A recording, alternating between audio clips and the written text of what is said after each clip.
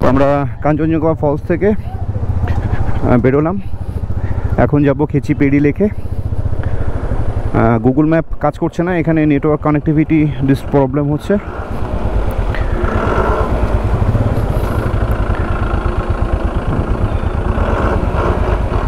পিছনে আসবে গাড়িটা।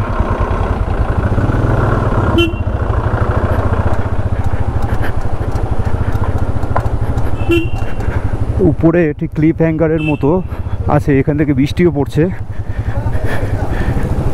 এই জায়গাটা পুরো ক্লিপ হ্যাঙ্গার উপরে। সামনে দুই দিকে গাড়ির জ্যাম। অনেক ট্যুরিস্ট এসছে এখানে। আমরা যে সময়টা ছিলাম আরও কিছু গাড়ি বেরিয়ে গেছে, ওইদিকে লাইন ধরে গাড়ি ছিল, বেরিয়ে গেছে। এখন মনে হয় সামনে থেকে একটা গাড়ি চলে এসেছে। এই সামনের রাস্তাটা কাঞ্চনজঙ্ঘা ফলসের দিকে রাস্তা। আমরা একটু সামনে চলে গেছিলাম, এইখান থেকে একটা শর্টকাট রাস্তা আছে যেটা দিয়ে আমরা খেচিপেড়ি লেকে যাব। এখান থেকে উপরে যেতে হবে। আমরা একটু সামনে চলে গিয়েছিলাম, অ্যাকচুয়ালি গুগল ম্যাপ কাজ করছিল না, তো তারপর রিসেট করে আবার এখন দেখাচ্ছে। জানি না রাস্তাটা কেমন হবে। এখান থেকে 10 কিলোমিটার, 9.4 কিলোমিটার দেখাচ্ছে খেচিপেড়ি লেক।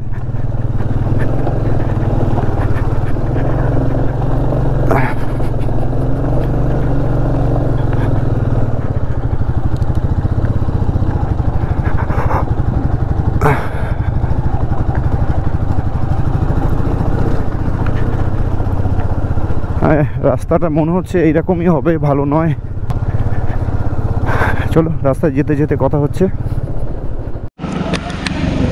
তো আমরা খেচিপেড়ি লেকের কাছাকাছি চলে এসেছি। এই দুটো বাইক এখানে পার্ক করলাম। এই জায়গাটা সমস্ত বাইক পার্ক আছে। এবারে আমরা ঢুকবো ভিতরে।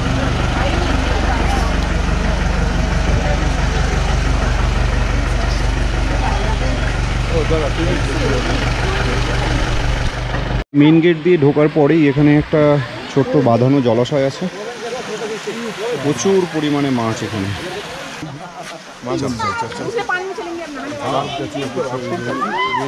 আমরা বাঙালি ছেলে সমস্ত মাছ চিনি, কিন্তু এখানে কি মাছ আছে এটা বোঝা যাচ্ছে না। না মাগুর নয়, এটা মাগুর না,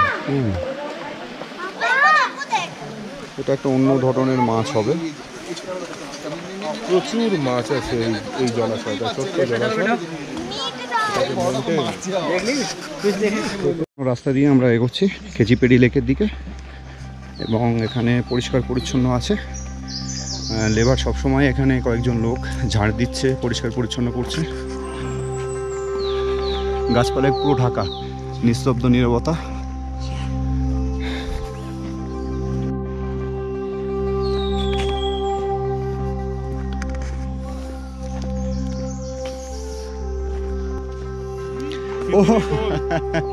পৃথিবী গোল, দেখা হবে। আমরা এখন দাঁড়িয়ে আছি খেচিপেড়ি লেকের সামনে। পাশেই একটা ছোট্ট মনস্ট্রি, চারিদিকে জঙ্গলে ঘেরা। সামনে খেচিপেড়ি লেক। লেকটার বাহ্যিক সৌন্দর্যের থেকে আভ্যন্তরীণ সৌন্দর্যটা অনেক বেশি।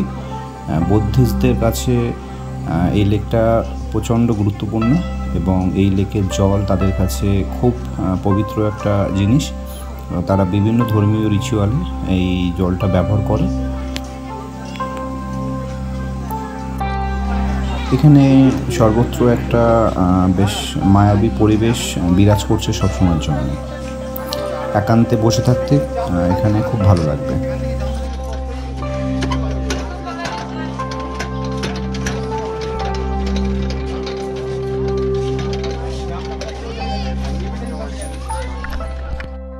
সামনেই যে রেস্টুরেন্টটা দেখতে পাচ্ছ, এটা হচ্ছে লাটপস পিজারিয়া।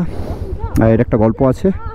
এখানে পিৎজা তৈরি হয়, ও পিৎজা তৈরি হচ্ছে, দাদা পিৎজা বানাচ্ছে, এবং ওখানে ইটালিয়ান পিৎজা পাওয়া যায়। তো আমরা আর পিৎজা খাইনি, আমরা মোমো খেয়েছি, ভেজ মোমো, দারুণ টেস্ট।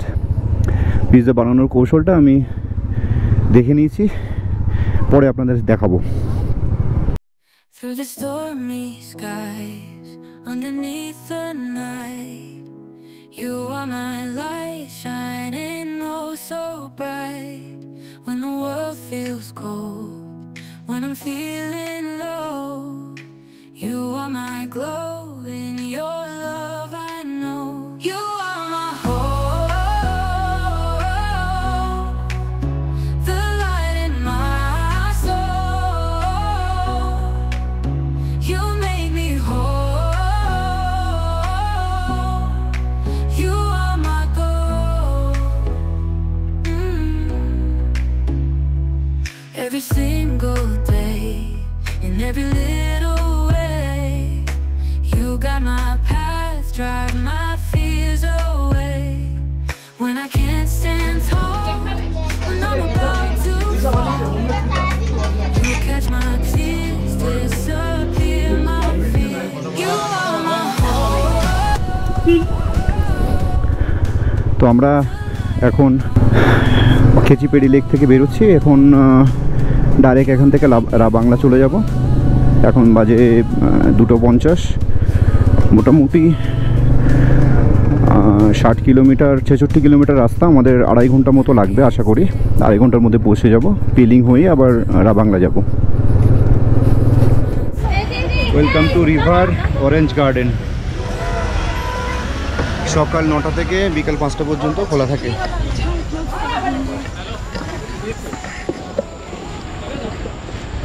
তো এখান থেকে অনেকটা নিচে নামতে হবে, গিয়ে দেখাচ্ছি।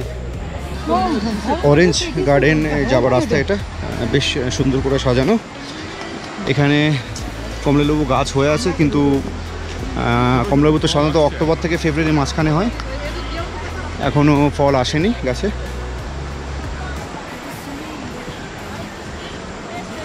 এখানে ছোট ছোট রেস্টুরেন্ট টাইপের আছে অনেকগুলো। তো আমরা ওই দূরে নদীর ধারটায় যাব। দাঁড়াব ভিলেজের অরেঞ্জ গার্ডেনের নিচে এই নদীটা, সুন্দর একটা নদী বয়ে গেছে, এর নামটা ঠিক আমার জানা নেই। বেশ একটা মনোরম পরিবেশ, এখানে প্রচুর বাচ্চারা খেলছে, অনেকে সময় কাটাচ্ছে, জলে নেবে।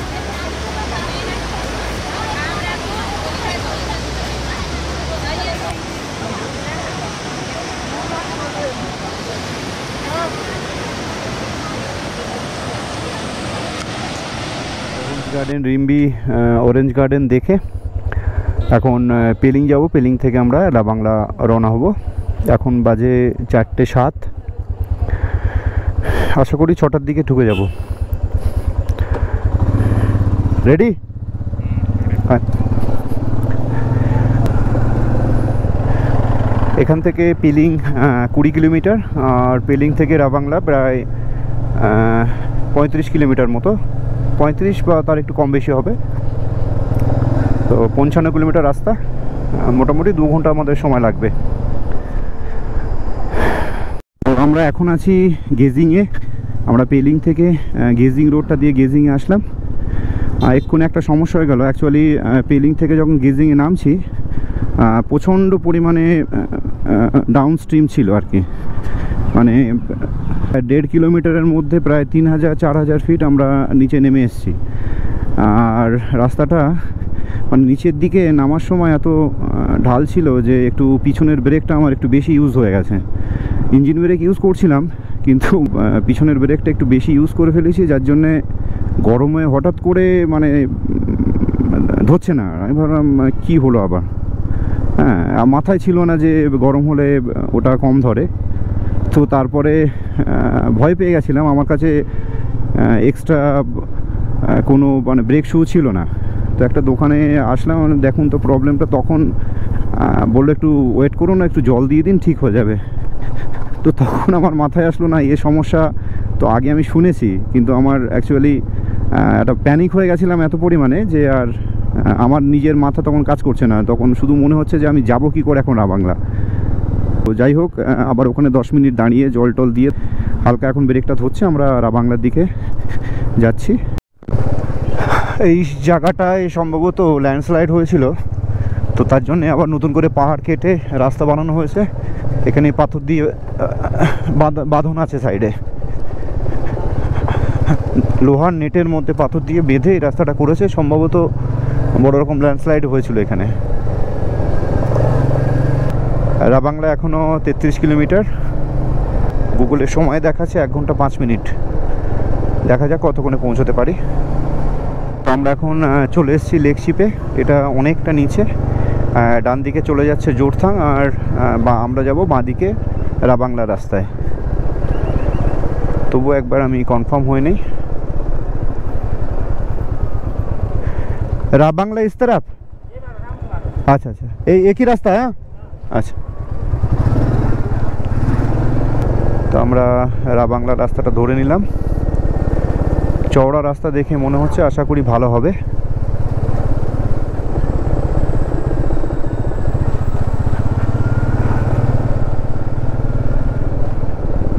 খরস্রোতা নদী,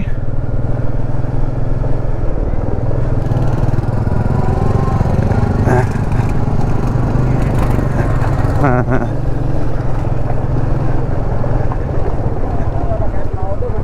इस रिवर का नाम क्या है? इस रिवर का नाम? इस रिवर का नाम रंगीत। रंगीत, अच्छा अच्छा, ठीक है, थैंक यू। আর এখান থেকে বাকি আছে 24 কিলোমিটার রাবাংলা, এখান থেকে 24 কিলোমিটার। তো আমরা এখন রাবাংলা থেকে 18 কিলোমিটার পিছনে আছি। লেকশিপ থেকে যে রাস্তাটা রাবাংলা যাচ্ছে, সেখানে এই রাস্তাটার বর্তমান অবস্থা এরকম আর কি। কিছু কিছু জায়গায় তৈরি হয়েছে, মানে প্রচুর চওড়া করছে, মানে খুব ভালো রাস্তা বানাচ্ছে, মানে NH 10-এর থেকেও হয়তো চওড়া রাস্তা এখানে বানাচ্ছে। হ্যাঁ, কিছু কিছু জায়গায় কাজ চলছে। নিচের দিকে কিছু জায়গা দেখেছিলাম ল্যান্ডস্লাইড হয়েছে, তো সেইগুলো ঠিক করছে। আবার এইগুলো হয়তো রাস্তা আগে এখানে ছিল, রাস্তা কেটে আবার পাহাড় কেটে নতুন করে জায়গা তৈরি করে রাস্তা করছে। এই রাস্তাটা কমপ্লিট হয়ে গেলে কিন্তু জোরথাং হয়ে যারা রাবাংলা যাবেন তাদের থেকে অনেক সুবিধা হয়ে যাবে, অনেক কম সময়ে আপনারা পৌঁছে যাবেন আরামে। এবং রাস্তাটা ঢালও খুব নমিনাল, খুব অল্প ঢালে রাস্তাটা বানাচ্ছে। এটা হচ্ছে NH 510, তো এই রাস্তাটাও ঠিকঠাকভাবে বানাচ্ছে। আগের এই অ্যাকচুয়াল রাস্তা হচ্ছে এটা কত ফুট হবে আপনার? 12-13 ফুট হবে। হ্যাঁ, এবারে কিন্তু যে রাস্তাটা বাড়াচ্ছে সেটা মিনিমাম 30 ফুটের রাস্তা তো হবেই। এই রকম রাস্তায় লাস্ট 3 কিলোমিটার ধরে বাইক চালাচ্ছি। আসলে 3 না, প্রায় 4 কিলোমিটার হয়ে গেছে। ওই যে মেন রাস্তাটা দেখাচ্ছিলাম, সেটা অ্যাকচুয়ালি মাঝখানে ল্যান্ডস্লাইডে বন্ধ, তো অন্য একটা রাস্তা বাইপাস করে দিল। এই রাস্তা এই রকম অবস্থা, লাস্ট 3 কিলোমিটার 4 কিলোমিটার ধরে এরকম চলছে।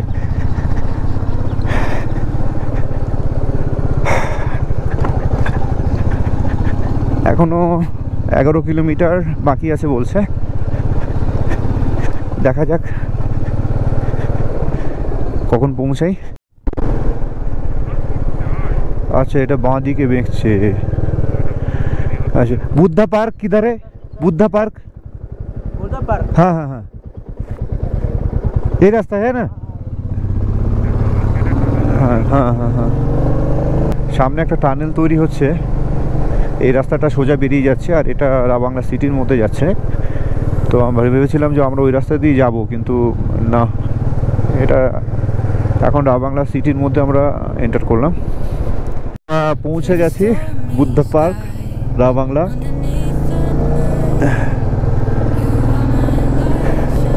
এখন হোমস্টে এর সামনেই বলেছে, বুদ্ধা ভিউ হোমস্টে। কোনটা হবে? না, এটা নয়। তো আমরা রাবাংলায় পৌঁছলাম মোটামুটি সন্ধ্যা 7টার দিকে। তখন আলো ছিল না, অল্প অল্প দেখা যাচ্ছিল। তো এইরকম জায়গায় ঠিক একটা হোমস্টে আমরা নিয়েছি, মানে আগে থেকে একটু বুক করে এসেছিলাম। এটা হলো বুদ্ধা ভিউ হোমস্টে। তো এখান থেকে ঠিক এরকম লাগছে আর কি পুরো বুদ্ধ পার্কটাকে। কালকে সকালে তো এই ভিউটা পাবো না, ওই জন্য ভাবলাম একটু শ্যুট করে নিই। তো আমাদের রুমটা বেশ ভালো। এখন যেহেতু রুমের মধ্যে সমস্ত আমাদের লাগেজপত্র রাখা হয়ে গেছে, আমি এই মুহূর্তে দেখাচ্ছি না, পরে সব গুছিয়ে তারপরে হয়তো দেখাবো।